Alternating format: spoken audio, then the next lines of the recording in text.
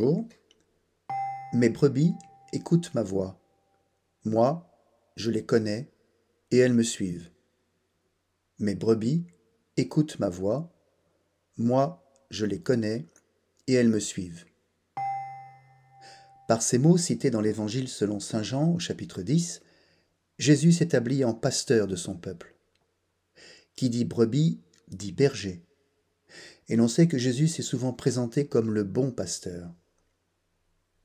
La métaphore agreste est d'importance dans un pays comme la Palestine. L'élevage des brebis, moutons et chèvres correspond bien à ces régions en altitude, à ces étendues arides où la végétation est clairsemée.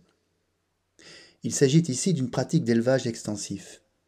Bergers et troupeaux se déplacent en fonction des pâturages qui apparaissent à chaque pluie. Le style de vie qui en découle est une forme de nomadisme. Le berger se déplace, les brebis le suivent. Tout comme Jésus, qui a passé les 3 années de son ministère public comme un prédicateur itinérant, allant de village en village. La particularité des brebis, c'est qu'elles sont grégaires, c'est-à-dire indissociables du troupeau auquel elles appartiennent. C'est une question de survie. Une brebis isolée est une proie facile pour un prédateur. Ensemble, elles sont plus fortes. Ensemble, elles sont en sécurité. Les éleveurs le savent bien, les brebis reconnaissent la voix de leur berger. Jésus précise ici qu'elles écoutent sa voix. La métaphore débouche sur un appel.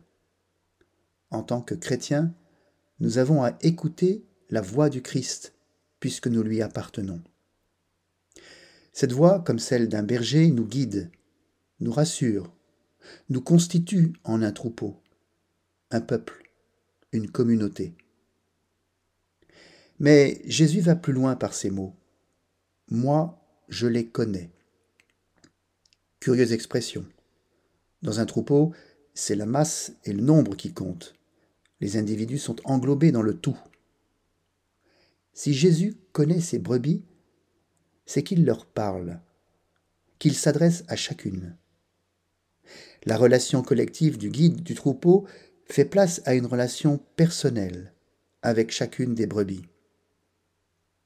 La conséquence de cette proximité personnelle proposée par le Christ ressuscité, c'est le mouvement. Nous sommes en marche derrière Jésus, lui qui nous appelle personnellement par notre nom. C'est une révélation inouïe que fait Dieu à ses créatures. Loin d'être confondus dans la masse, nous avons du prix à ses yeux. Nous sommes uniques dans le cœur de Dieu. Le suivre, c'est répondre à ce murmure d'amour qui nous fait devenir ce que nous sommes. Cherchez, vous trouverez. Frappez, on vous ouvrira. Bon dimanche.